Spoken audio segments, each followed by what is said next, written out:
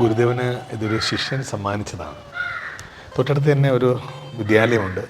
അത് 100 വർഷമാകാൻ പോവുകയാണ്. വിദ്യാലയത്തിൻ്റെ ശതാബ്ദി ആഘോഷിക്കാൻ പോകുന്ന സമയമാണ്. ഈ സാഹചര്യത്തിലാണ് ഞങ്ങൾക്ക് കേരള മനോഹർ എന്ന പ്രോഗ്രാമിൻ്റെ ഭാഗമായിട്ട് വരാൻ കഴിഞ്ഞത്.